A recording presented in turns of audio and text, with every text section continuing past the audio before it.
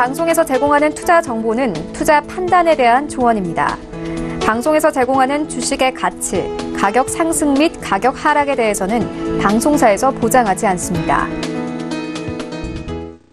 시청자 여러분 안녕하십니까? 오늘장 내일장 2부 출발하도록 하겠습니다.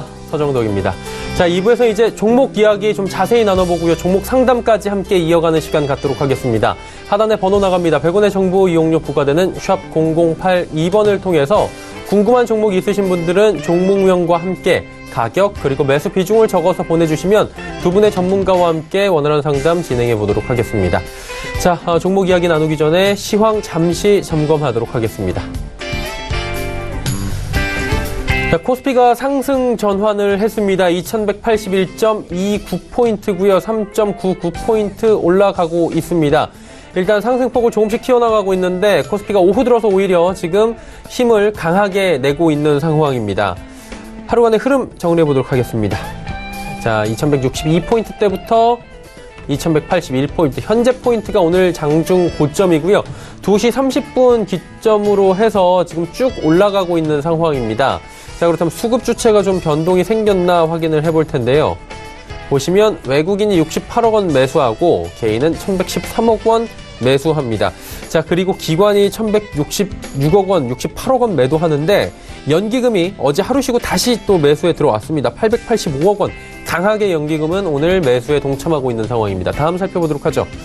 코스닥입니다. 709포인트대에서 움직이고요. 코스닥 역시 낙폭을 줄여가고 있는 상황입니다. 0.65%대까지 낙폭을 줄였고요. 전 시간대 40분 전만 해도 지금 1% 빠지고 있었는데 많이 줄였네요. 하루간의 흐름 정리합니다.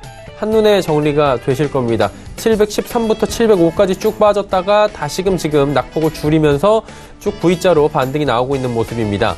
자, 그럼 수급 주체 확인해 볼 텐데 외국인 기관 여전히 팔고 있긴 한데 기관의 매도 물량이 줄어들었고요. 연기금이 매수 강하게 지금 들어옵니다. 149억 원 현재 연기금 매수 잡힙니다. 양시장에서 연기금 어제 하루 쉬고 다시 모두 매수 들어온 상황입니다. 개인은 812억 원 삽니다. 다음 살펴보도록 하죠. 원달러 환율이 조금의 변동폭이 더 생겼습니다. 1원 20전 내려가면서 1116원 50전에서 현재 거래가 되고 있는 상황입니다. 금일 본 방송에서 제공해드리는 정보는 투자 판단에 대한 조언일 뿐입니다. 해당 주식의 가치와 수익률을 보장해드리지 않는다는 점 참고해 주시기 바랍니다. 마감 전략 함께 짚어봅니다. 메리츠증권증권 영업부의 권홍섭 대리 연결돼 있습니다. 안녕하십니까? 네, 안녕하십니까? 예, 오늘 시장 흐름 간단하게 정리해 주시고요. 마감 전략 함께 들어볼까요? 네, 오늘 우리나라 증시는 기관 매도에 하락 출발한 뒤에 오후 들어서 외국인의 소폭 매수세에 힘입어 등락을 거듭하는 혼조세를 나타내고 있습니다. 오늘 정부가 예비 타당성 조사 면제 대상을 발표했는데요. 일단 예타 면제 사업의 총 규모는 24조 1천억 원에 달할 것으로 예상이 되고 있습니다. 그중에 SOC 사업에만 20조 원 이상 투자하는 만큼 빠르게 진행될 것으로 보여지고 있는데요. SOC 사업은 광역교통과 그리고 물류망 지역 산업 인프라 확충 차원에서 추진될 것으로 그중에서도 도로 건설이 가장 큰 수혜가 될 것으로 판단이 되고 있습니다. 일단 동남권과 광원 충청 철도 사업과 그리고 경기 전라 지역의 도로 건설 경기에 훈풍이 불 것으로 예상이 되고 있는데요.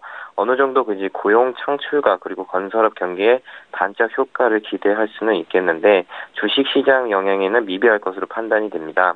우리 시장은 현재 미국의 금리 인상과 그리고 미중 무역 분쟁, 유럽 브렉시트 등의 글로벌 이슈에 상관계수가 높기 때문에 개별 종목으로 수혜되는 종목은 나타날 수 있겠으나 전반적인 흐름에서 영향은 제한적일 것으로 보여지고 있습니다. 만약에 도로 쪽에서 수혜주가 나타날 거로 본다면 도하 엔지니어링이나 EM코리아가 그 수혜가 되겠고 철도 또한 도하 엔지니어링과 그리고 현대 로템 그리고 대하 TI 정도가 아마 수혜가 될 것으로 예상이 되고 있습니다. 일단 수급 상황으로 넘어가서 금융투자 창구 쪽에서 매도 집계가 되고 있는 상황인데요. 설 연휴 전 현금화와 그간 올랐던 지수의 차익 실현 물량 소화를 위한 조정 과정으로 보여집니다. 그러나 이러한 양상은 주가 상승에 있어 이틀 내지 3일 정도 조정 정도로 보여지고 있는 상황이고요. 최근 들어서 반도체, 제약바이오, 건설, 조선 이런 순으로 순환매 장세가 지속되고 있는 상황이고 외국인의 1조 원 이상 매수세가 어느 정도 글로벌 이슈에 대한 불확실성이 완화되고 있지 않느냐 이런 좀 의미에서 조금 매수세가 거기에 대해서 의미적인 판단이다 이렇게 보시면 될 것 같습니다. 현지 시간으로 오는 29일 영국의 브렉시트 의회 논의와 그리고 30일부터 미중 무역 분쟁에 대한 고위급 회담이 개최될 것으로 예정되어 있습니다. 중요한 일정들이 월말에 이제 앞두고 있는 상황인데요.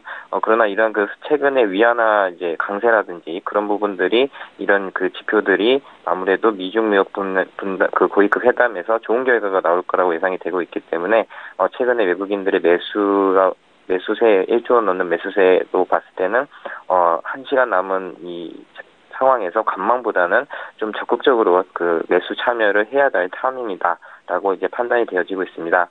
따라서 코스피는 이제 외국인 매수 중심으로 단기적으로는 한 2250선까지는 월등하게 갈 수 있을 거로 예상이 되기 때문에 설 연휴 이후에 2월 달에 단기적으로 2250포인트를 목표로 해서 단기 차익 실현에 대한 투자 전략도 필요한 상황입니다. 자, 그렇다면 남은 시간 동안에 저희가 관심 갖고 지켜볼 만한 종목 보이십니까? 네, 오늘 소개해드릴 종목은 AP 시스템입니다. 네. 예, 동사는 이제 OLED 장비를 납품은 하는 업체인데요. 최근 들어서 이제 순환매적으로, 그러니까 삼성전자와 SK하이닉스가 먼저 가고, 그 다음에 이제 삼성전기라든지 FPCB 기판을 하는 업체들, 이렇게 순환적으로 가고 있는 상황에서 OLED는 아직까지는 그렇게 남들과 갔을 때보다 등락이 지금 심하지 않은 상황입니다. 따라서 AP 시스템 같은 경우에는 굉장히 저점에서 구간에서 매력적인 가격대에서 살 수 있다 이렇게 생각이 되고 있고요. 일단 OLED 쪽에서 지금 장비에 대한 투자 사이클이 다시 한번 도래를 한 상황이 나타났습니다.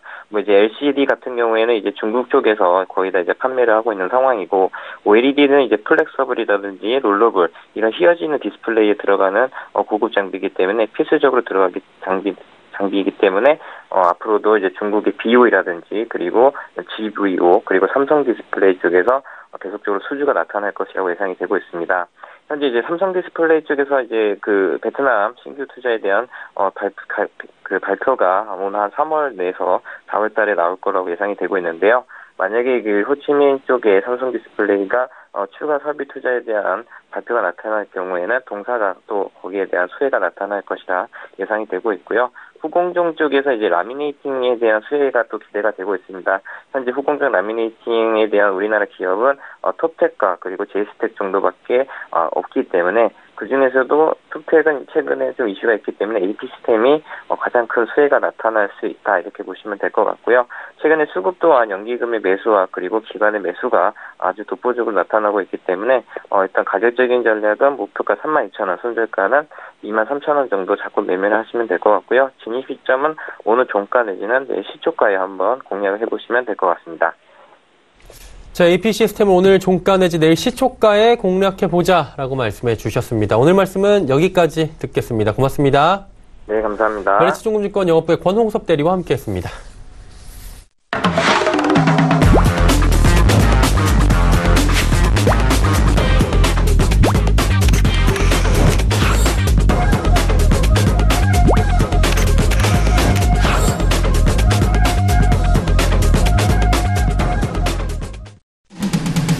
오늘장 내일장 2부 함께하고 계십니다. 레벨업 트레이딩 타임 시간 본격적으로 출발하겠습니다. 함께하시는 두 분의 전문가 소개해드립니다. 루이스 앤 클로이 김태성 이사, 서울경제TV 김영철 스타와 함께합니다. 두 분 어서 오세요. 네, 안녕하십니까. 네. 자, 김태성 이사의 종목부터 살펴보도록 하겠습니다. 어떤 종목 들어볼까요? 네, 제가 오늘 가지고 온 종목은 원익 IPS인데요. 일단 네. 원익 IPS는 원익 테라세미콘과의 지금 합병을 기다리고 있다라고 좀 보시면 될 것 같습니다.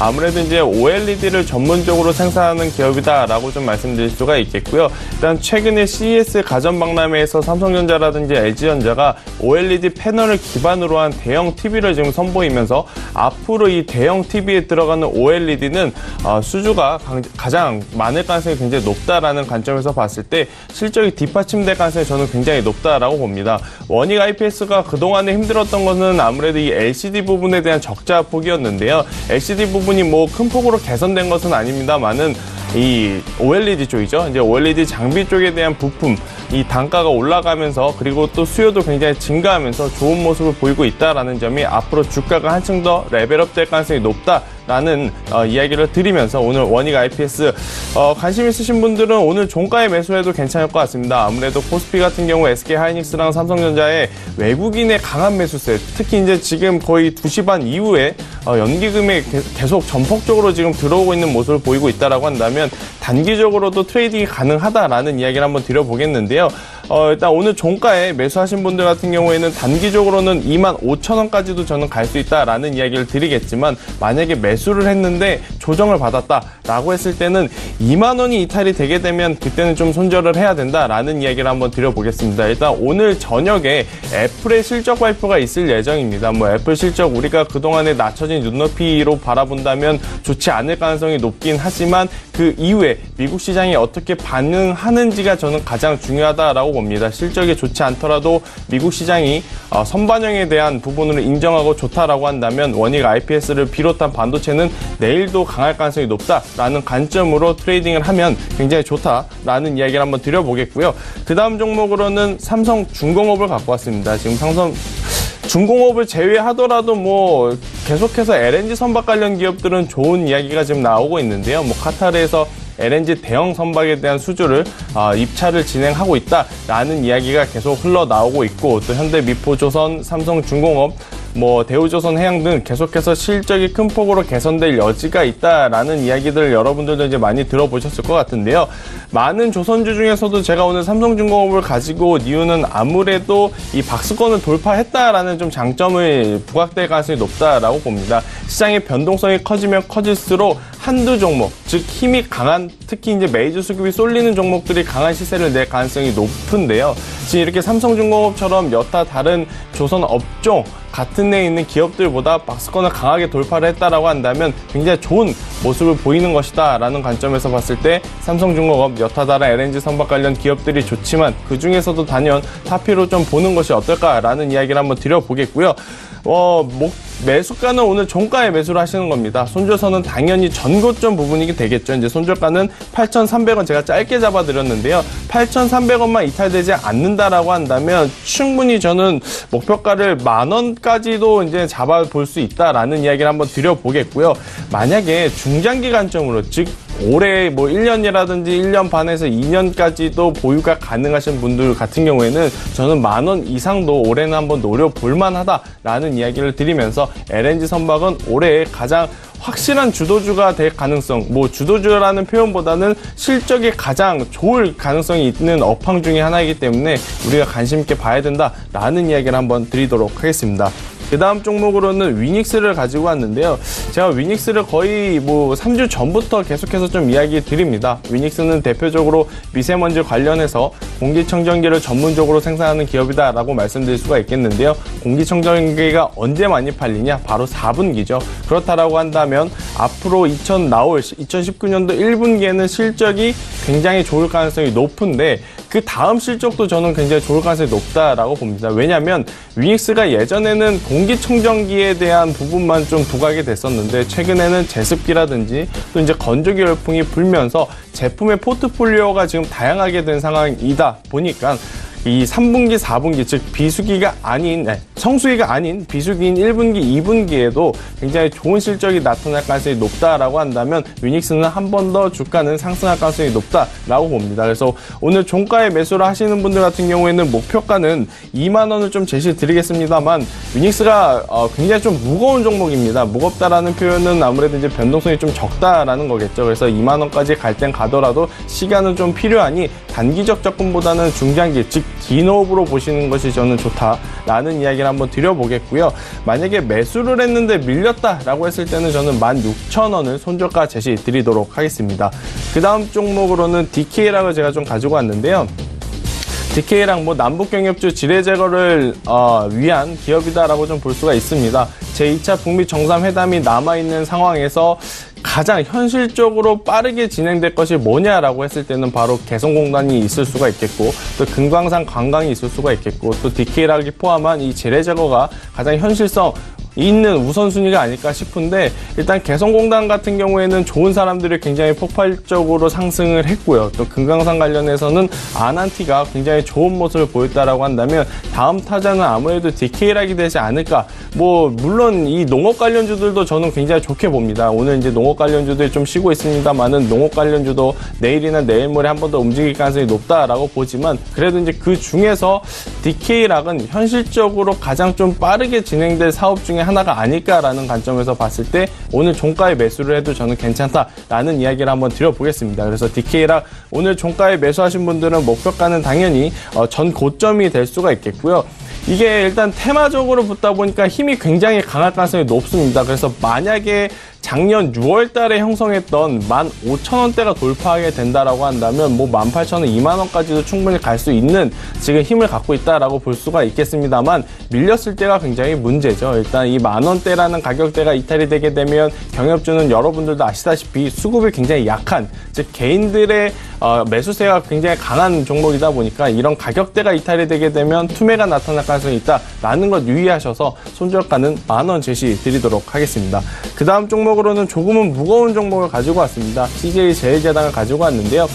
음식료 업종 같은 경우에는 시장이 조정을 받을 때 반대로 좀 올라가는 성격을 보이죠. 아무래도 최근에 시장이 좋다 보니까 CJ제일제당 같은 음식료 업종들이 굉장히 조정을 받고 있는데 저는 해지의 개념으로 포트의 한 켠에는 이런 음식료 업종을 담아두시는 것이 좋다라는 이야기를 드리도록 하겠는데 CJ제일제당 뭐 비비고 시리즈 이제 여러분들도 잘 아실 겁니다. 뭐 마트에 가도 우리가 흔하게 볼 수 있는 게 비비고에서 나온 만두라든지 뭐 국이라든지 이런 건데 이러한 부분이 미국의 슈안스라고 하는 미국 냉동 피자를 만드는 업체를 인수를 하면서 미국에도 지금 판매를 할 수 있는 준비를 다 마쳤다라고 보시면 될 것 같습니다. 뭐 전통적으로 CJ제일제당을 포함한 음식료 업종들이 경기 방어주의 성격을 떴지만 이 미국 쪽에 팔로가 나타난다라고 한다면 이제는 실적주로서의 면모도 좀 갖춰줄 수 있지 않느냐라는 관점에서 좀 바라봤으면 좋겠다라는 이야기를 드리면서 CJ제일제당 오늘 종가에 매수를 하시는 것이 굉장히 좋아 보입니다. 뭐 334,000원을 기록을 하고 있는데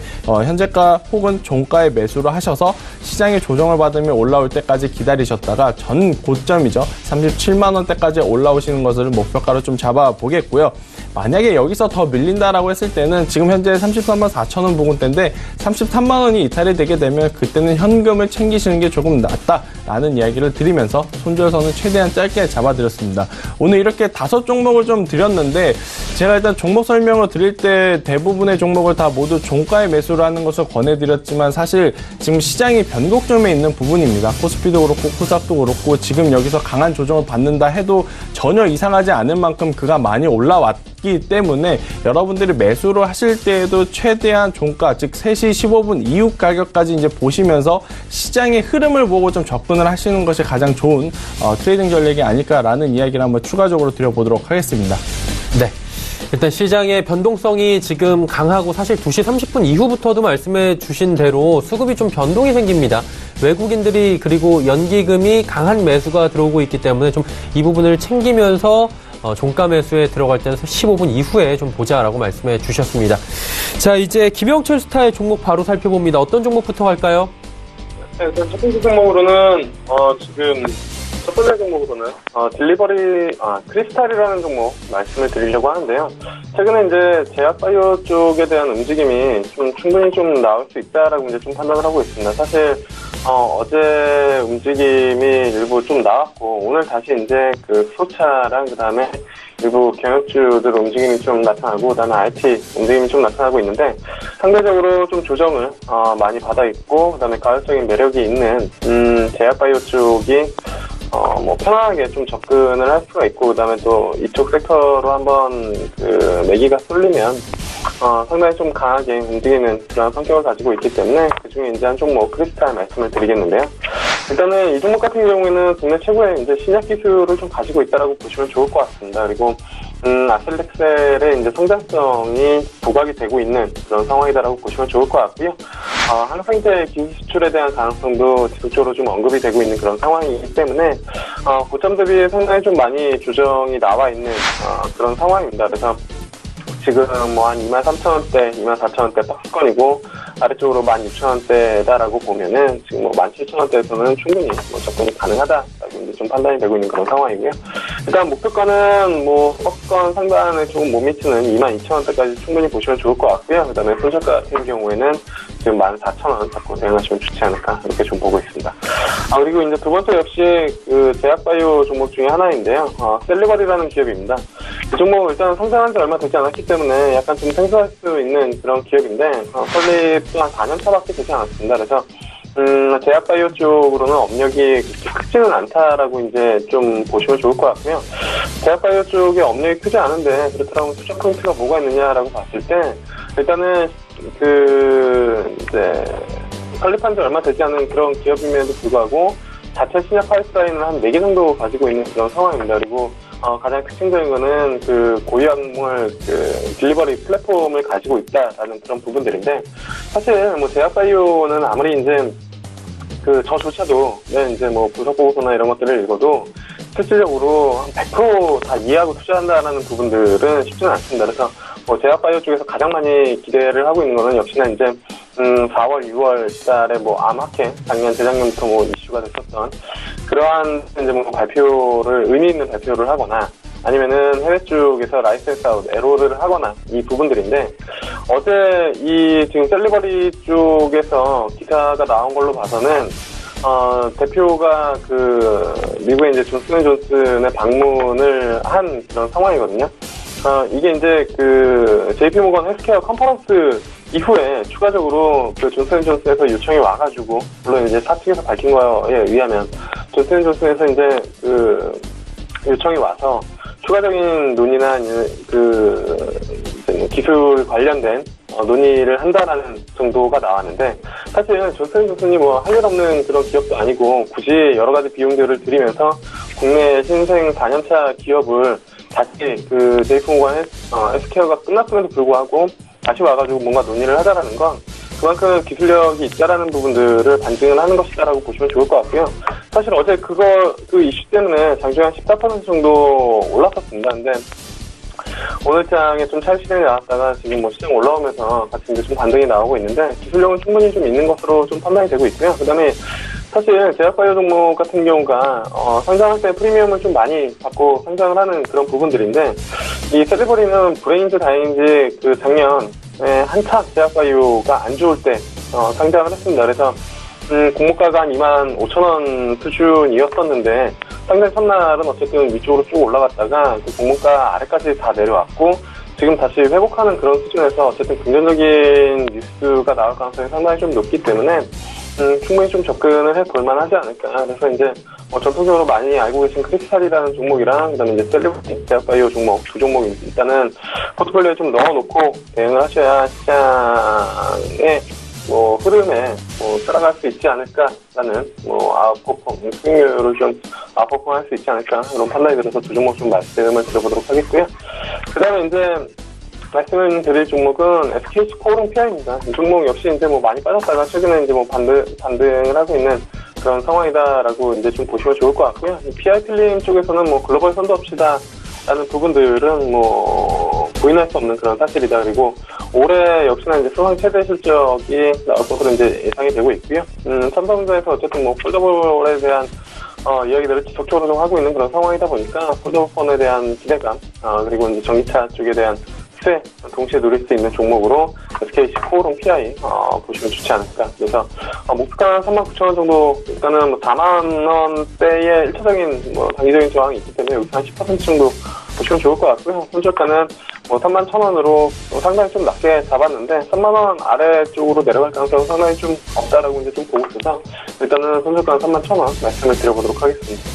그리고 이제 다음으로 말씀드릴 종목은 DMC 미디어라는 종목인데요. 이 종목 작년에도 지속적으로 한 3-4번 이상 말씀을 드렸던 것 같습니다. 근데 그때마다 주가는 박스권이었고 10월 달에 한번 한 18,850원까지 이제 올라왔었던 그런 부분들이 있고 여전히 주가는 상단으로 한 16,000원, 아래쪽으로는 12,000원에 좀 갇혀있는 그런 상황인데 아무래도 이제 작년에 연간으로 상승을 본다면 작년 1월 달에 워낙 많이 상승을 해가지고 그 이후에는 지속적으로 좀 박스권 움직임을 좀 보여줬다라고 보시면 좋을 것 같고요. 최근에 다시 한번 박스권 상단 돌파에 대한 움직임을 좀 보여주고 있는 그런 기업이다라고 보시면 좋을 것 같습니다. 최근에 이제 TV 보시면 아시겠지만 뭐 네이버나 아니면 카카오 쪽에서 이 웹툰 관련된 광고를 실질적으로 많이 하고 있는 그런 상황이고 아무래도 그 플랫폼 기업들이 이쪽에 대한 시장 성장성을 많이 보고 있는 그런 상황인 것 같습니다. 그래서 국내 최대 웹소설 업체로 이제 노블코믹스 시장을 선점을 하고 있고 그다음에 시장 지배력을 강화를 하고 있다고 보시면 좋을 것 같고요.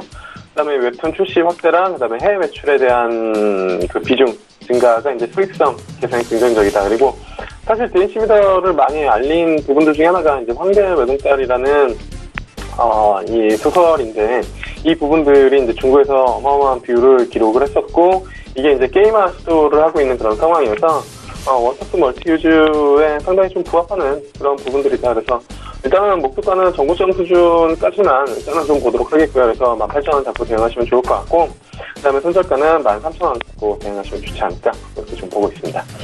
그리고 말씀드릴 종목은 마지막으로는 SK하이닉스인데요.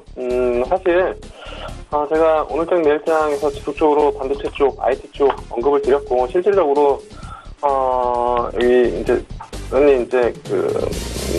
나와서 이제 말씀해 주시는 분들이 삼성전자 투자라는 얘기는 잘 안 하시는 겁니다. 왜냐하면 이제 뭐 시총 사이즈도 크고 삼성전자가 먹어봤자 얼마나 먹겠냐라는 이제 생각을 많이 하셔가지고 그런데 뭐 증거사에서도 사실 삼성전자 실적 발표할 때까지도 딱 한 군데 빼고는 다 목표가 하향 리포트를 내놨었던 그런 부분들이고 근데 삼성전자는 사실 그렇게 움직이는 종목이 아니기 때문에 그리고 뭐 누차 말씀드리지만 과거하고는 분명히 다르다라는 부분들이었고 삼성전자 지속적으로 4만 원더부터 뭐 말씀을 드렸었고 작년 연말부터죠. 그리고 나서 수익이 많이 올라온 상황에서 한 3주 전부터인가는 제가 SK하이닉스 지속적으로 매수하자라고 말씀드렸고 특히나 이제 지난주에는 종가에도 매수를 하자라고 말씀을 드렸던 것 같습니다. 지난주가 22일이죠. 그때가 아마 66,000원대인데 그 이후로 이제 실적 발표 나오고 그 다음날 뭐 한 5% 그리고 그 다음날 5% 한 10% 넘게 지금 상승을 하고 있는 부분들이어서 지금 뭐 중소형주 물론 이렇게 탄력성 좋은 종목도 있긴 하지만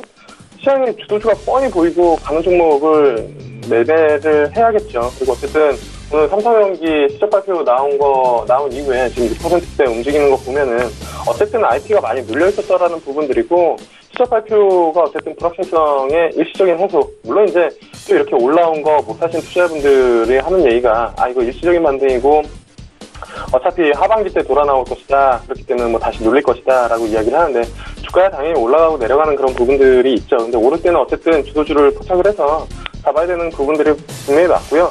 아직까지는 꺾이지는 않을 것 같습니다. 그리고 이게 뭐 하반기 때 돌아 나온다는데 뭐 지난 시간에도 말씀드렸지만 보통 실적 턴어라운드 한 분기 전에 뭐 기관이나 외국인들 담는 수정들을 본다라고 하면은 1분기 뭐 실적 안 좋다 하더라도 뭐 당연히 이 종목은 담을 가능성이 상당히 좀 높고 왜냐면 하반기 때 좋아질 것이다라고 스토리가 충분히 되는 부분들이고 숫자로도 나오고 영업이익 작년 대비 반토막 나더라도 P가 5배밖에 되지 않는 주식을 도대체 안 사면은 어떤 주식을 사야 되는지 저는 잘 모르겠는데 그래서 SK하이닉스 지난주에도 뭐 종가에 매수하자라고 말씀드렸고 벌써 한 10% 이상 뭐 상승률이 나타나고 있는 그런 상황인데 오늘 장에서도 전혀 겁먹을 필요 없다라고 보고 있습니다.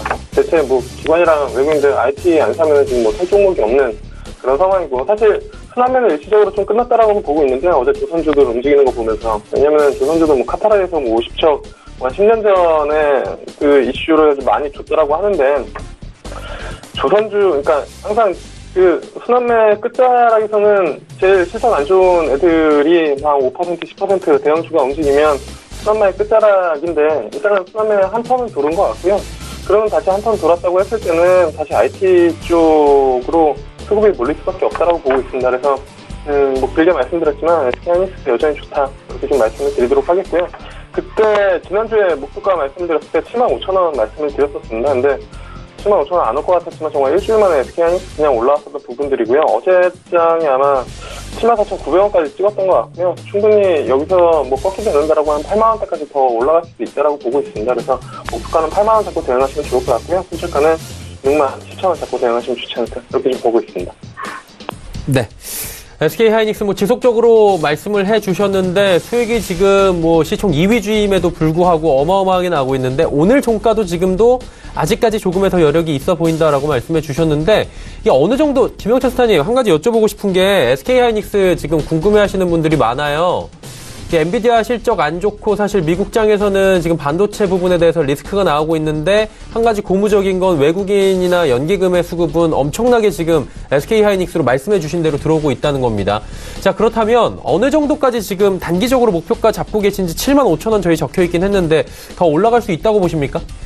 일단은 지난주에 말씀드렸을 때 75,000원, 사실 저도 한 10% 정도가 이렇게 금방 올라올 줄은 몰랐는데, 75,000원은 기술적으로 좀 단기적인 저항대였고, 여기서 8만원대까지는 충분히 추가적인 상승은 가능하다라고 보고 있고요. 그 다음에 이제 엔비디아 관련해가지고 미국 시장에서 이제 우려감이 있어가지고 국내 이제 IT 관련된 종목들이 오늘 좀 안 좋을 것이다라고 이제 예상을 하신 투자분들이 있는데, 사실 그 삼성전자랑 SK하이닉스랑 엔비디아랑은 약간 좀 결이 다르다라고 개인적으로는 판단을 하고 있고요. 아무래도 이제 반도체 마켓쉐어 쪽에서 압도적으로 SK하이닉스랑 삼성전자가 가지고 있는 그런 부분들이고, 지속적으로 4차 산업혁명 여러 군데서 이야기를 하고 있지만, 4차 산업혁명의 핵심은 사실 AI도 아니고, AI가 될 수도 있고, 그 다음에 전기차가 될 수도 있고, 자율주행이 될 수도 있는데, 그걸 할 수 있는 게 결국에는 반도체거든요. 그래서, SK하이닉스랑 삼성전자 지속적으로 좀 말씀을 드릴 때, 이 과거에 투자하신 이제 분들이, 사이클이 있기 때문에, 이게 사이클이 한번 꺾이면은 쉽지 않아. 이게 몇 년 동안 진짜, SK하이닉스는 정말 많이 고생하신 분들도 있으시죠. 근데, 이게 사이클이 점점 짧아지고 있는 그런 상황이고, 어쨌든 4차 산업혁명에서 반도체가 없이는 사실 뭐를 할 수가 없는 그런 부분들이어서, 결국에는 이쪽으로 매기가 몰릴 수밖에 없다라고 이제 좀 보고 있고요. 그 다음에 제가 SK하이닉스가 이렇게 올라왔음에도 불구하고 사실, 저점에서 57,000원대 올라오고 지금 7만원 올라왔는데 또 여기서 SK하이닉스를 사라고?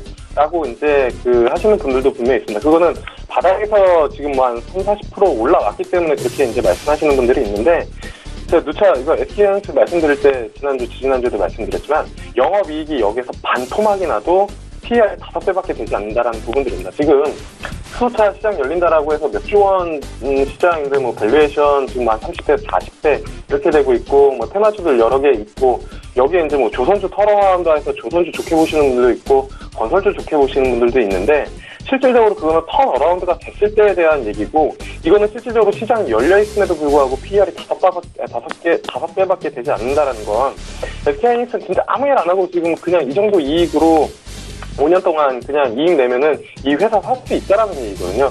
PER 5배에 대한 의미를 가지신다라고 하면 사실 SK하이닉스는 여기서 사도 전혀 이상하지 않다라는 개인적인, 약간 좀 SK하이닉스나 삼성전자를 지속적으로 좀 컨빅션하게 이야기를 해서 좀 그렇긴 한데, 싸기 때문에 이야기를 할 수 있다라고 하는 겁니다. 그러니까 많이 올라왔는데 비싸면은 사실 아무리 성장성이 좋고 시장 열린다라고 해도 그거는 의미가 없지만, PER 5배라는 지표는 사실 큰 의미가 있지 않나라고 이제 좀 판단을 하고 있어서요. 영업이익 반토막 나면은 5배고요. 영업이익 반토막 나도 PER 10배입니다. 근데 IT, OLED 관련된 종목들 아니면은 그 외에 이제 여러 가지 IT 종목 중에서 진짜 10배 이상씩 다 밸류 프리미엄을 받고 있는 그런 상황인데, 전 세계 1, 2위를 하고 있는 반도체 기업들이 PER이 10배 미만이다 라고 하는 거는 사실 외국인 입장에서는 이거는 안 살 수가 없지 않나 라고 이제 좀 판단을 하고 있기 때문에, 그래서 이제 사실 여기서 다이렉트로 85,000원대까지 8만원대까지 쉽게 가기는 분명히 좀 어려움이 있겠죠. 근데 사실 PER 5배 종목을 안 사면은 사실 저는 뭐를 사야 될지 개인적으로는 조금 어렵지 않을까, 그렇게 좀 판단을 하고 있습니다. 여기서 만약에 영업이익이 떨어진다고 하더라도 PER은 5배다. 여전히 유효한 지금 매수 구간대에 있다라고 강력하게 말씀을 해 주셨습니다. 일단 안전한 측면도 분명히 있을 것 같고요. 타 종목에 비해서. 자, 다음 살펴보도록 하겠습니다. 이제 단기 접근 종목들 살펴볼 텐데, 김태성 이사는 RS 오토메이션 말씀해 주신, 사실 저희 방송에 나와서 이 종목 추천해 주신 뒤에 한 30% 이상 급등한 걸로 알고 있습니다. 지금 어떻습니까? 일단 그때 기준으로 30% 정도 상승을 했고 지금 현재 조정을 받고 있습니다만, 저는 그래도 계속해서 매수 가능하다라는 이야기를 한번 드려보도록 하겠는데요. 일단 수소차하고 전기차가 지금까지 이렇게 강한 모습을 보인 이면에는 뭐가 있었냐면 바로 정부 정책이 있었습니다. 그렇다라고 한다면 스마트 팩토리인 이 RS 오토메이션 또한 앞으로 정부 정책이 이제 맞물려서 재차 상승이 추가적으로 가능하다라는 이야기를 한번 드려보겠는데요. 지금 실질적으로 제조업체 기업들이 굉장히 좋은 모습을 보이고 있죠. 뭐 대표적으로 뭐 SK 하이닉스라든지 삼성전자 그리고 현대차 모든 이제 제조업 기반의 기업들이 지금 주가에 좋은 모습을 보이고 있고 뭐 상승 모멘텀으로 본다면 지금 당장은 힘들지만 하반기에 대한 업황이 회복된다라는 기대감이 있다라는 이야기가 나오는 만큼 앞으로 그 제조업 기반의 기업들이 좋은 모습을 보인다라고 한다면 충분히 스마트 팩토리를 발빠르게 이 라인에다가 이제 적용을 시킬 가능성이 저는 굉장히 높다라고 봅니다. 그렇다라고 한다면 RS 오토메이션 이제 기대감뿐만이 아니고 실적적인 면에서도 충분히 받쳐준다라고 좀 볼 수가 있어서 관심 있으신 분들 뭐 RS 오토메이션 뭐 스마트 팩토리 관련해서 여러 기업들이 있죠. 한글과 컴퓨터라는 기업도 최근에 좀 핫한 상태이고 톱텍도 있었고 포스코 ICT도 있지만 그 중에서도 지금 가장 수급적으로도 그리고 실적적인 부분에서도 제일 안정적인 기업이 뭐냐라고 했을 때는 제가 봤을 때는 지금 RS 오토메이션이니까요. 관심 있으신 분들 매수 놓치신 분들 올라갔다고 이제 두려워하지 마시고 지금처럼 조정을 받을 때 매수하시는 것도 굉장히 좋은 전략이다라는 이야기를 한번 드려보도록 하겠습니다. 네, 13,000원대 후반부터 지금 12,000원대까지 조정이 나왔는데 오히려 눌림목 구간이 좋아 보일 수 있겠다. 앞으로 재료는 유효하다라고 말씀해 주셨고요. 이번 주엔 어떤 종목이 괜찮아 보이십니까? 네, 아무래도 이번 주에 가장 큰 이슈는 바로 이제 그 두 가지가 될 것 같아요. 미중 무역 전쟁 완화 협상에 대한 이야기가 하나 가장 큰 이벤트가 될 것 같고 또 두 번째로는 바로 제2차 북미 정상회담이 어디서 언제 어떻게 일어날지에 대한 이야기가 좀 화두로 이제 떠오를 가능성이 굉장히 높은데요. 그렇다라고 한다면 지금 이제 남북 경협주들이 오늘 좀 쉬어가는 모습을 보입니다. 이 쉬어가는 남북 경협주를 지금은 매수를 하는 것이 굉장히 좋다라는 이야기를 드리면서 앞서 이야기 드렸던 종목 중에 DK락이라는 기업을 오늘 이번 주 급등주로 한번 뽑아보겠는데요. DK락은 이 지뢰 제거를 전문으로 하는 기업이다라고 보시면 될 것 같습니다. 아무래도 뭐 기업이 어떤 일을 하고 어떤 실적을 내는 것보다 아무래도 테마로 형성되어 있다 보니까 제2차 북미 정상회담에 대한 디테일한 플랜이 나온다라고 한다면 다음 주 굉장히 좋은 모습을 보일 가능성이 저는 높다라고 봅니다. 그래서 관심 있으신 분들 남북경협주 지금 뭐 여러 가지 기업들이 있겠습니다만 그 중에서 저는 이 기업을 추천 한번 드리도록 하겠고요. 매수는 앞서 말씀드렸다시피 오늘 종가에 매수를 하셔서 단기적으로는 전고점 13,500원을 제시드리지만 여기가 돌파하게 된다라고 한다면 충분히 15,000원 이상까지도 노려볼 만하다라는 이야기를 한번 드려보도록 하겠습니다. 네, DK락 지금 남북 경협주 가운데 다시금 분위기가 무르익었을 때 급등할 확률이 있다. 잘 잡아보자라고 말씀해 주셨고요. 김영철 스타는 신세계 인터내셔널이었습니다. 이 결과 어땠습니까? 네, 일단 신세계 인터내셔널 그날 말씀드릴 때 조금 많이 올라온 그런 상황이었음에도 불구하고 그 다음날 한 8% 이상 상승이 나타나면서, 오늘 종가 기준으로는 그래도 한 5, 6% 이상, 상승이 좀 나타나고 있는 그런 상황이고, 상승 추세도 일단은 꺾이지는 않은 것 같습니다. 그때 말씀드린 것처럼, 이게 이제 화장품 관련된 컨셉이랑, 그 다음에 이제 그 면세점 관련된 컨셉 동시에 가지고 있기 때문에, 화장품 쪽으로 아모레퍼시픽, 그 다음에 이제 면세 쪽으로 호텔신라 이런 종목들보다는 확실히 탄력성이나 아니면 움직임이 좀 좋게 나올 수 있다라고 이제 좀 보고 있고요. 여전히 좀 괜찮다라고 보고 있습니다. 왜냐면 어쨌든 기관이나 포트를 할 때 이쪽 소비 섹터를 담아야 되는데 기관들도 사실 화장품 따로 담고 그다음에 이제 면세 이제 내수주 따로 담고 이렇게 하기보다는 신세계 인터내셔널을 담아놓으면 사실 양쪽 컨셉을 다 가지고 있는 그런 부분들이기 때문에 포트를 운영할 때 조금 더 유리한 그런 측면이 있거든요. 그래서 신세계 인터내셔널에 대한 기관의 선호도가 지속적으로 좀 이어질 가능성이 좀 높지 않을까 이렇게 좀 보고 있고요. 그러면 이제 여기서 나오는 비디비치인가요? 이름은 정확히 기억이 나진 않는데 갑자기 그 화장품이 상당히 좀 매력적으로 잘 중국인 쪽에 어필을 하고 있는 그런 상황인 것 같습니다. 그래서 시장에 대한 기대감도 높기 때문에 지속적으로 관심을 가져보셔도 좋다 이렇게 좀 보고 있습니다. 예, 비디비치라는 화장품이 맞는 것으로 알고 있고요. 자, 이번 주에 단기 접근 종목 살펴보도록 하겠습니다. 어떤 종목 좋습니까? 자, 이번 주 말씀드릴 종목은 SK 하이닉스인데요. 사실 많이 말씀드렸기 때문에 저는 개인적으로는 PER 5배고 여기서 반에 반토막 나도 PER 10배밖에 되지 않는다라는 생각을 한다라고 하면은 충분히 뭐 관심을 가져봐도 좋지 않을까. 단기적으로는 지금 75,000원을 넘겨줘야 되는데 여기 넘기면 뭐 슈팅이 한 번 더 나올 수 있다라고 좀 판단을 하고 있기 때문에 SK 하이닉스 단기 종목으로 좀 접근이 좀 가능하지 않을까 그렇게 좀 보고 있습니다. SK 하이닉스 단기적으로도 괜찮아 보인다. 이미 많이 슈팅이 나왔지만 말씀을 해주셨습니다. 자, 오늘 시장의 특징을 좀 살펴봐야 될 텐데 김태성 이사께서는 어떤 종목이 좀 특징적으로 보이십니까? 네, 아무래도 삼성전기를 좀 빼먹을 수는 없을 것 같습니다. 예. 일단 장 초반에는 굉장히 좋지 않았죠. 아무래도 전일 미국 시장의 캐터필러라든지 엔비디아 같은 대형 기업들의 실적이 좋지 않다 보니까 미국 증시도 이제 조정을 받았었고요. 또 그 힘 그대로 이어받아서 오늘 우리 시장도 장 출발 좋지 못한 모습을 보여줬습니다만은 2시 반 이후 결국에 이제 수급이 지금 방향성을 좀 갈랐습니다. 이제 기관과 외국인에서 갑작스러운 매수 물량이 나오면서 이 전기차, 특히 삼성전기라든지 삼성전자, SK하이닉스, 반도체, IT, 전기전자 업종을 강력하게 매수를 하다 보니까 굉장히 좋은 모습을 보이고 있는데 한편으로는 이렇게 올라도 될까라는 좀 걱정은 있습니다. 아무래도 오늘 그 애플발 이슈가 좀 있을 가능성이 높고 또 이번 주에 고위급 회담에 대한 이야기, 그러니까 여러 가지 대내적인 좀 뉴스가 많을 때 이렇게 시장이 올라가게 되면 즉 조정을 받을 때도 떨어지는 폭도 많다라는 것을 의미를 하기 때문에 일단 좋긴 좋지만 이렇게 좋아도 되나라고 좀 걱정, 특히 이제 보수적으로 트레이딩을 좀 임해야 되는 구간이 아닐까라는 이야기를 한번 드려보겠고, 아마 많은 개인 투자자분들이 갖고 계셨던 개별주들이 이렇게 시장이 좋다 보면은 많이 회복되거나 혹은 수익권에 들어온 종목들이 저는 많을 것이다 라는 이야기를 좀 드려보겠습니다. 근데 이제 수익권에 온 종목들은 지금 이 상승폭에서 수익 실현을 해야 되는 타이밍이 아닐까라고 좀 조심스럽게 말씀 한번 드려보겠고요. 지금은 절대적으로 보유 종목의 평단가를 관리하기 위한 추매는 조금은 위험하다라는 이야기를 드리면서 대내적인 악재가 모두 지나간 이후에 시장에 참여를 해도 저는 괜찮다라는 이야기를 한번 드려보도록 하겠습니다. 네, 삼성전기 지금 오늘 실적 어닝 서프라이즈 나온 이후에 지금 굉장한 급등세를 보이고 있습니다. 하지만 시장인 이슈가 아직 많이 남아있기 때문에 조금의 리스크 관리 필요하다라고 말씀해 주셨고요. 김영철 스타님 어떤 종목이 좀 특징적으로 보이십니까? 오늘 특징적으로 보이는 종목은 NK입니다. 일단 수소차 관련된 테마가 여전히 이제 시장에서는 좀 강하다라고 이제 좀 보고 있고요.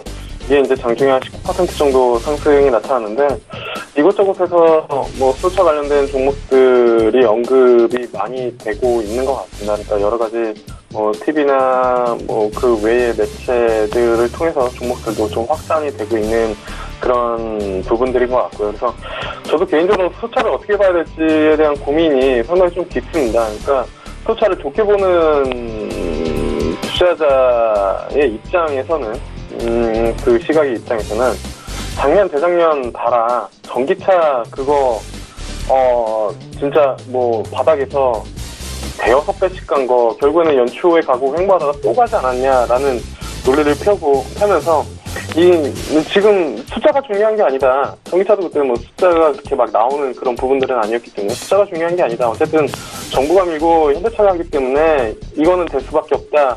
라고, 이제, 뭐 판단을 하고 있는 것 같고, 다른 쪽에서는, 전기차가 대세인데, 이 수소차 실질적으로, 충전소 깔고, 뭐 하고 하면 이게 실질적으로 현실성이 있냐라는 그 논리로, 이제 뭐 대응을 하고 있는 것 같거든요. 근데, 저도 고민이 합니다. 근데 뭐, 어쨌든 뭐 주식시장이 옳다라는 관점 하에서는, 지금 뭐 수소차가 어쨌든 연초에 가장 강한 상승세를 뽑아줬기 때문에 저도 이제 뭐 관심 종목에는 계속 넣어놓고 있는데 실질적으로는 손이 안 나가는 그런 부분들이거든요. 차라리 많이 빠진 전기차가 더 눈에 들어온, 전기차 배터리 관련된 종목들이 눈에 들어오는 그런 상황이어가지고 아마 대부분의 투자자분도 고민을 많이 하실 것 같습니다. 수소차 움직이면 지금 뭐 한 10%, 15%씩 움직임이 나타나는 그런 상황에서 들어가야 될 것이냐 말아야 될 것이냐에 대한 고민일 텐데 저는 사실 지금까지 못 들어왔다라고 하면은 좀 기다렸다 들어가는 게 나쁘지 않을까 이렇게 좀 보고 있습니다. 뭐 전기차도 결국에는 한번 쭉 뽑아놓고 그 다음에 지속적으로 좀 박스권 만들다가 2차 랠리를 보여줬었던 그런 부분들인데 그 박스권이 상당히 좀 길었습니다. 그래서 어쨌든 이번에 1차 상승은 그냥 좀 두고 뭐 횡보하거나 아니면 잠깐 시장에서 다른 섹터가 좀 관심을 많이 받았을 때 이쪽 섹터가 좀 조정이 나온다라고 하면은 그때 한번 2차 상승 시에는 좀 단단히 수익을 좀 챙겨보자라는 마음으로 들어가시는 게 좀 뭐 계좌 측면이나 아니면 심리적인 측면이나 좀 더 편하지 않을까 그렇게 좀 보고 있습니다. 네, NK에 대해서 이야기 남겨주셨습니다. 종목 상담 좀 빠르게 이어가 보도록 하겠습니다. 첫 번째 종목은 6280번님의 코스모 신소재 14,200원에 비중은 30%.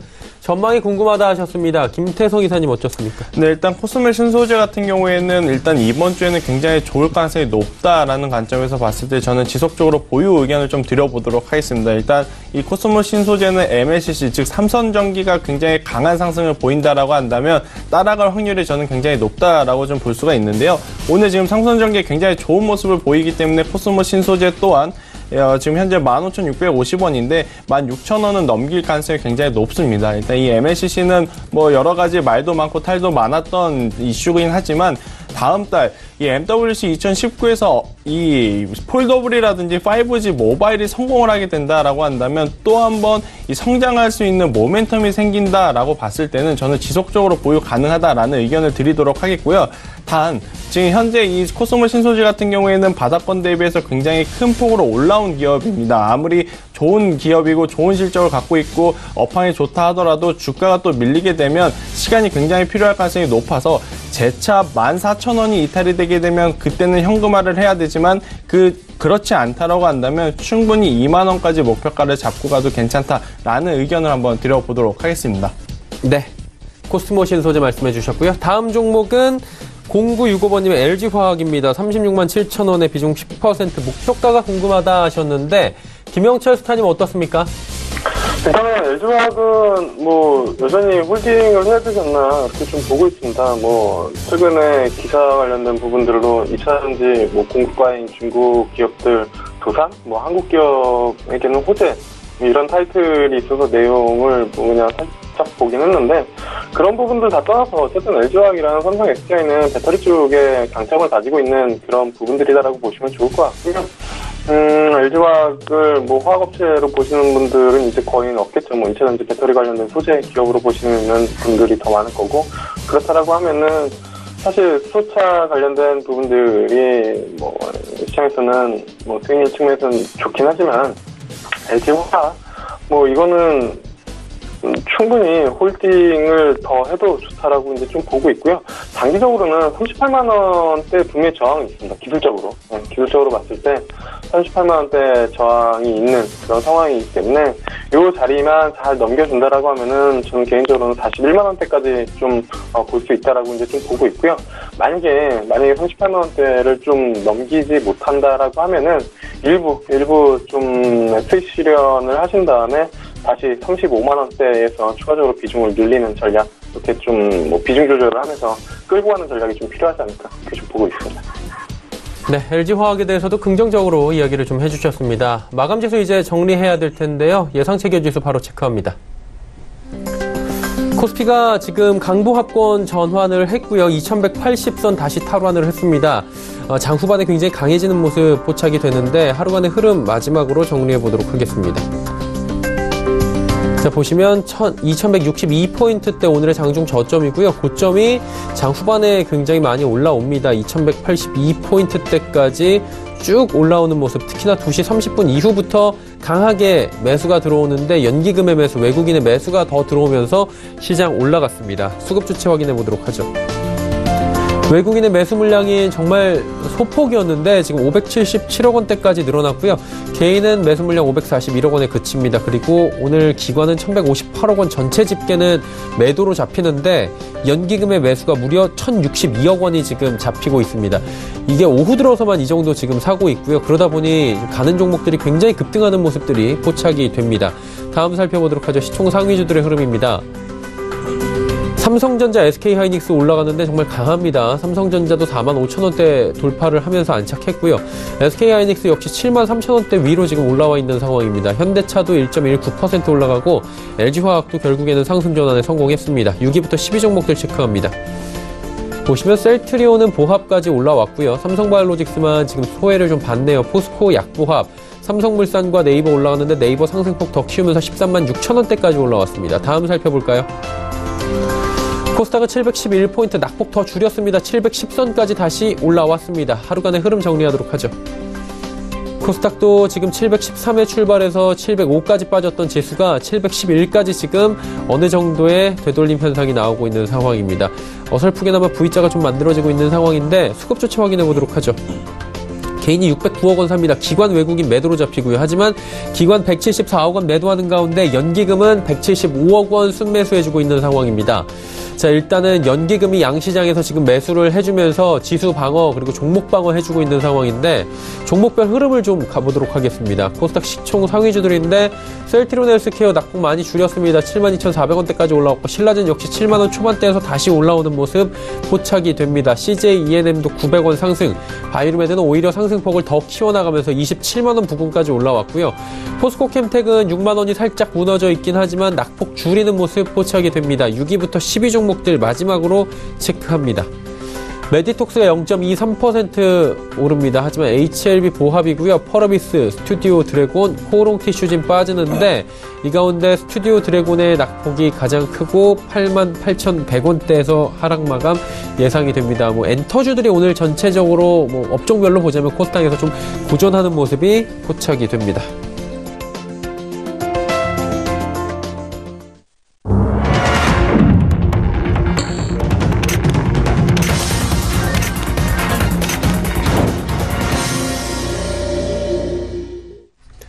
시장 마감이 됐습니다. 오늘 시장 지수 나오기 전에 좀 이야기를 나눠보도록 하죠.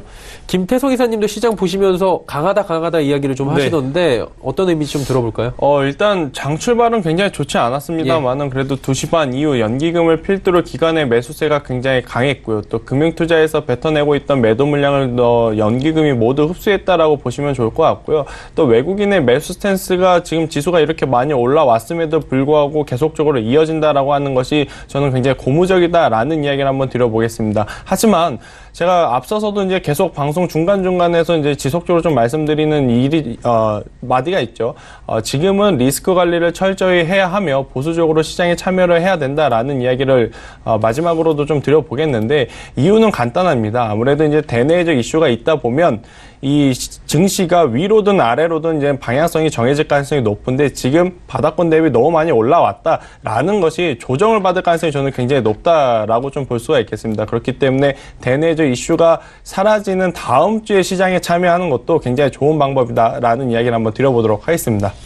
지금 조금 불안할 수 있고 주식에 대해서 시장에 대해서 보수적인 자세가 좀 필요한 시장이다 이렇게 말씀을 해주셨고요. 자, 그렇다면 김영철 스타께서는 어떻게 보시는지 궁금합니다. 오늘 시장 어떻게 보셨습니까? 일단은 여전히 시장이 강하다라고 이제 좀 보고 있고요. 물론 이제 지수 자체로만 놓고 보면은 말씀해주신 대로 2,000포인트에서 2,200포인트까지 지수가 10% 가까이 이제 상승을 했었고, 그게 거의 쉼없이 올라왔고, 1월 한 달 동안에 올라온 그런 상황이거든요. 월간 지수 상승률 보면은 지금 저점 대비 한 10% 정도 된 그런 상황이기 때문에, 분명히 지금 자체로는 부담스러운 게 맞습니다. 그리고 2,200선을 깰 때 작년 10월에 갭으로 깼기 때문에 저 자리가 저항대인 부분들도 많고요. 그리고 코스닥도 마찬가지로 좀 많이 올라온 그런 상황이기 때문에, 근데 개인적으로는 지극히 개인적인 생각입니다만은 지수는 크게 조정을 받을 가능성이 높지 않다라고 이제 좀 보고 있는 그런 상황이거든요. 어쨌든 조정을 받더라도 2,100선 여기서 한 80포인트 정도 한다라고 조정받는 건 저는 큰 조정은 아니다라고 이제 좀 보고 있습니다. 왜냐면은 어쨌든 크게 보면은 박스권은 2,000에서 2,200포인트고 거기서 2,100포인트까지 조정받는 거는 큰 조정은 아니다라고 이제 좀 보고 있는데, 조정받을 때마다 기관의 수급이 들어올 가능성이 저는 조금 더 높다라고 보고 있습니다. 왜냐면 우리가 많이 잊고 있었던 그런 부분들 중에 하나가 연기금 수급이거든요. 왜냐면 작년 연말이 아니라 작년에 연기금이 수급이 계속 안 들어왔어요. 그래서 사람이 딱 1년 정도 그렇게 되다 보니까 연기금 수급이 안 들어오는 게 당연하고, 연기금 수급이 지금 들어오는 게 연기금 도대체 왜 사지? 라는 생각을 하게 만들거든요. 근데 그 작년 한 해만 그랬지 그 앞전에 보면은 사실 연기금은 어느 지수단 아래로 내려가면 PBR 기준이든 PER 기준이든 그때마다 이제 뭐 증권은 뒷북으로 지금은 뭐 어느 정도이기 때문에 뭐 들어온다 이렇게 이야기는 하지만 연기금 나름대로의 지수 레벨단이 있습니다. 그 아래서는 사실 주식을 살 수밖에 없는 그런 상황인데 작년에 너무나 좀 특수한 그런 부분들, 그 연기금 자금 집행을 하는 의사결정의 부재 이러한 부분들이 있어서 주식을 못 담은 거고 그러한 부분들을 지금 연초부터 담아나가고 있는 그런 부분들이기 때문에 지금 연기금 수급이 들어오는 게 이상하지가 아니라 연기금은 항상 2000선 단이나 아니면 1900선 아래 그 주요 그 지수단 아래로 내려가면 기계적으로 시장을 받쳐주는 역할을 해왔습니다. 작년에 한 번 안 했기 때문에 사람들이 지금 다 그거를 잊어버리고 왜 사지 이러는 건데 전혀 이상하진 않거든요. 그래서 여기서 시장의 조정을 받더라도 연기금은 주식을 살 겁니다. 제 개인적인 생각은 그렇습니다. 어쨌든 상반기에는 어느 정도 작년 하반기에 자금 집행을 못했던 부분들을 할 가능성이 상당히 좀 높다. 그리고 작년 연말에 말씀드렸죠. 그 윈도우 드레싱이랑 그다음에 윈도우 드레싱이 아니라 배당 투자 들어올 것이다라고 일부 투자자분들이 이야기를 하실 때 저는 아니다라고 분명히 말씀드렸습니다. 왜냐하면 작년까지는 의사결정 그 부분들이 없기 때문에 들어오려면 작년 11월, 12월 달에 들어왔어야 되는데 그때 안 들어왔다. 그렇기 때문에 배당 들어올 가능성이 없다라고 이제 말씀을 드렸고 오히려 금융투자자만 그때 계속 들어왔었고 그러한 자금들이 이연돼가지고 지금 들어오고 있는 부분들이기 때문에 시장 조정받아도 연기금 쪽 수급 들어올 가능성이 상당히 좀 높습니다. 왜냐하면 작년에 너무 많이 안 담아놨기 때문에 그리고 시장에서도 계속 연기금 그 수익률 안 좋다라고 너무 많이 흔히 말하는 까대기가 나오는 그런 부분들이기 때문에 그런 부분들을 커버하기 위해서더라도 지수 받치는 역할 올해는 톡톡히 할 것이다라고 이제 좀 보고 있고요. 기관에서는 어쨌든 뭐 분석 그리고 저는 개인적으로 올해 시장이 나쁘지 않다라고 보고 있는 부분들이 대부분 증권사에서 올해 시장 안 좋을 것이다. 뭐 미국 금리 인상한다라는 이게 너무 신기한 게 그 연말에 나오는 연초 분석 보고서 쪽이 한쪽으로 쏠리면 거의 그렇게 움직이는 경우들이 없습니다. 그래서 작년 연말 분석 보고서 쭉 봤을 때 시장 밴드나 이런 부분들 봤을 때 크게 높여졌지 않는 거 보고 의외로 시장이 좀 올라갈 수 있을 가능성도 있겠다라고 이제 생각을 했었던 그런 부분들인데 그런 부분들이 일단은 뭐 연기금 수급에 의해서 좀 나타나고 있는 그런 상황이어서 저는 사실 그렇게 나쁘게 볼 만한 부분들을 개인적으로는 좀 찾기는 어려운 부분들이다라고 보고 있습니다. 물론 이제 삼성전자, SK하이닉스 쪽 차익 실현이 좀 나오면은 워낙 지수 영향력이 크기 때문에 조정이 나오겠지만 그 조정 레벨단은 개인적으로는 크지 않을 가능성이 좀 높지 않을까 이렇게 좀 보고 있고 지수를 가둬놓고 오히려 개별 종목 장세 쪽이 더 많이 움직이면서 투자자분들이 좀 투자하는 데는 우호적인 부분들이 있을 수도 있겠다라고 조심스럽게 생각을 해보고 있습니다. 네. 오늘 시장에 대해서 두 분께서 그리고 향후 시장에 대해서도 이야기를 간략하게 해주셨습니다. 루이스 앤 클로이 김태성 이사 서울경제TV의 김영철 스타와 함께했습니다. 두 분 고맙습니다. 네, 감사합니다. 지수 정리합니다. 코스피부터 만나보도록 하죠. 코스피가 0.28% 올라가면서 2183포인트대에서 기분 좋게 마무리했고요. 코스닥 살펴봅니다. 코스닥도 낙폭 줄였네요. 0.46% 하락하면서 710.99포인트로 거래 마쳤습니다. 원달러 환율은 1원 20전 내리면서 1116원 50전에 거래 마감했습니다. 자, 이제 시장 이슈 정리해드립니다. 김동섭의 마켓뷰 출발합니다.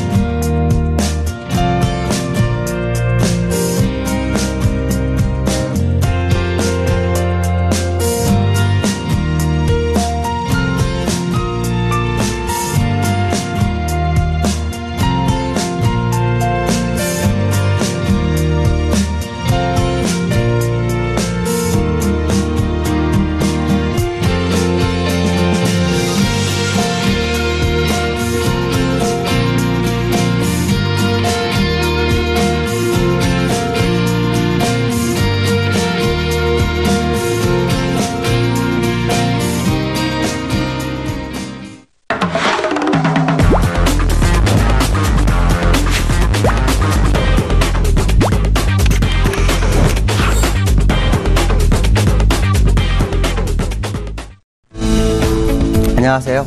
김동섭입니다.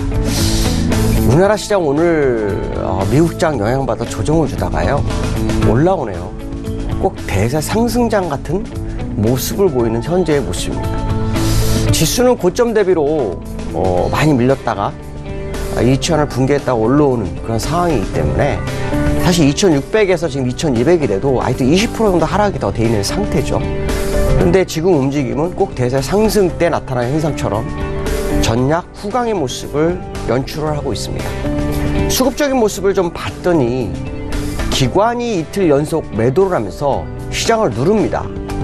근데 시장의 변화가 뭐냐면 이 기관의 매도에 가만히 있었던 외국인이 장 막판을 가면서 매수를 해줍니다.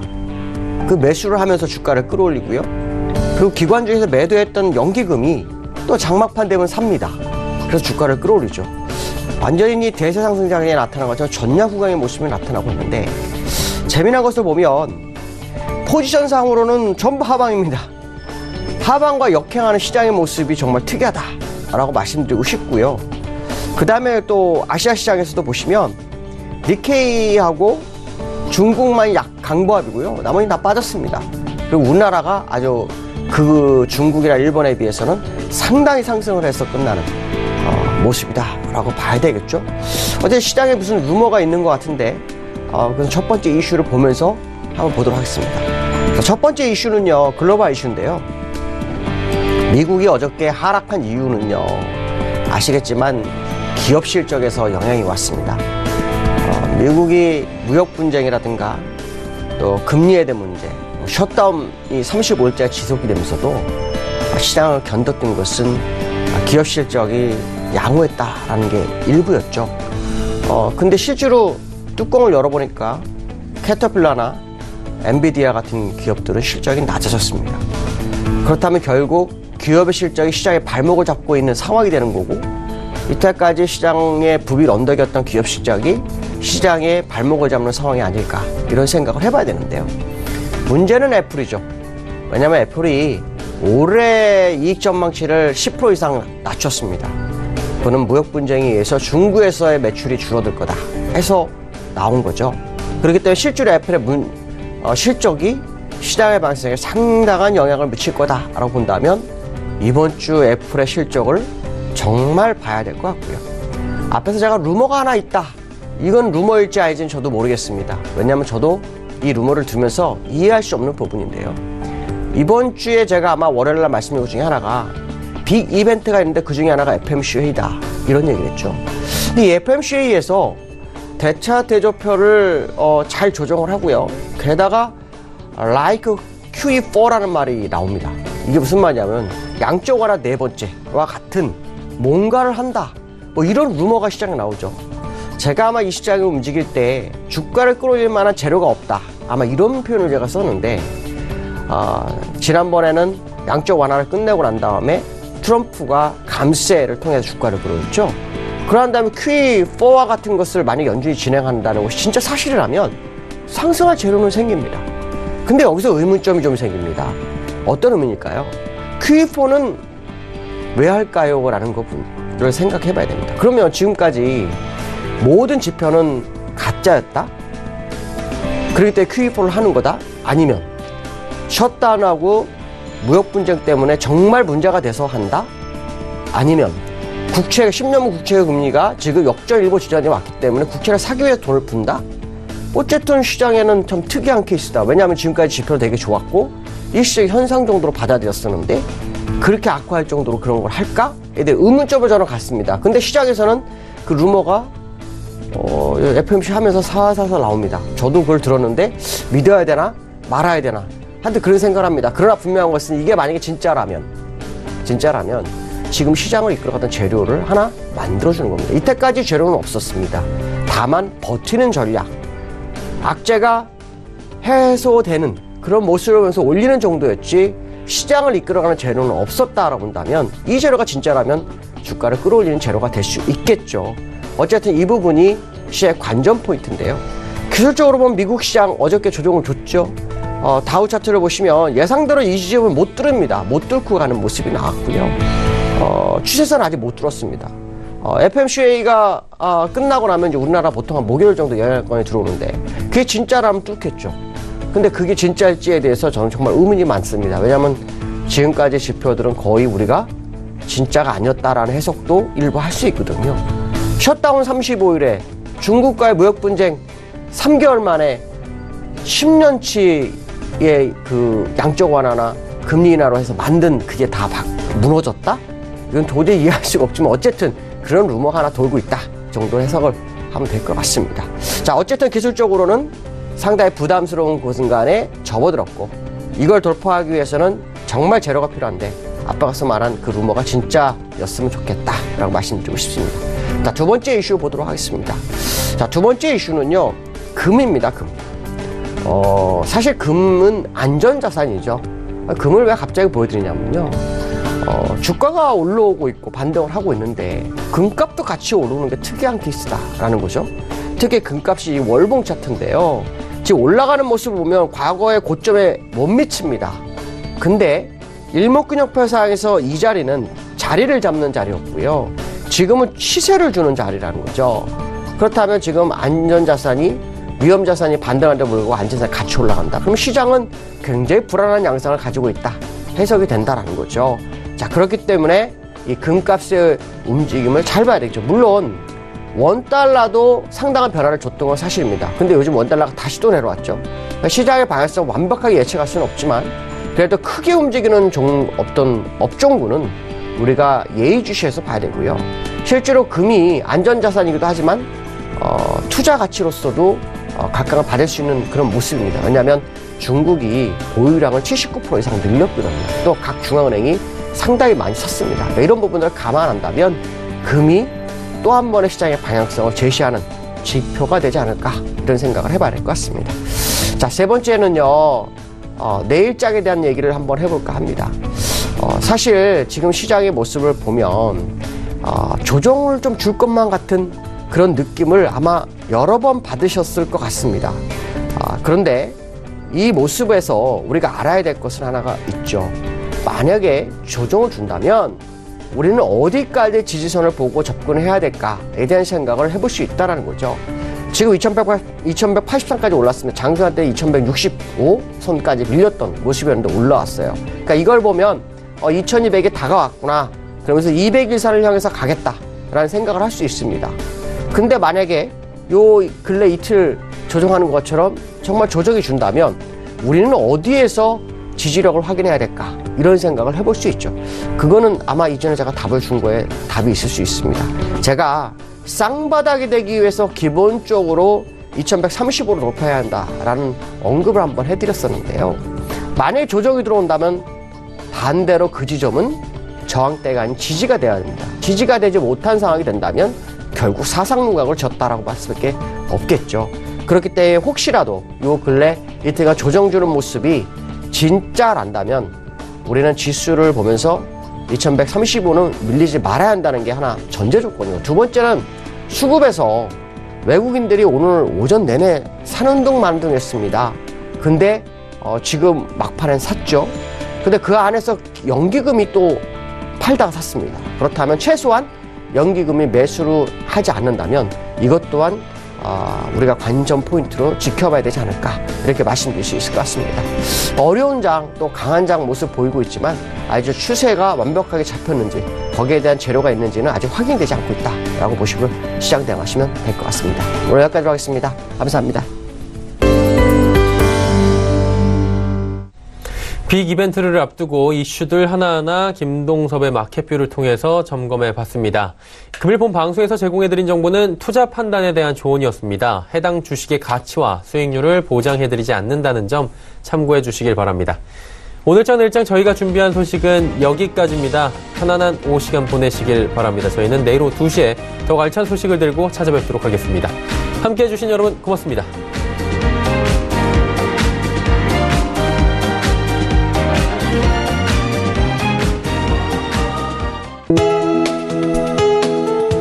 방송에서 제공하는 투자 정보는 투자 판단에 대한 조언입니다. 방송에서 제공하는 주식의 가치, 가격 상승 및 가격 하락에 대해서는 방송사에서 보장하지 않습니다.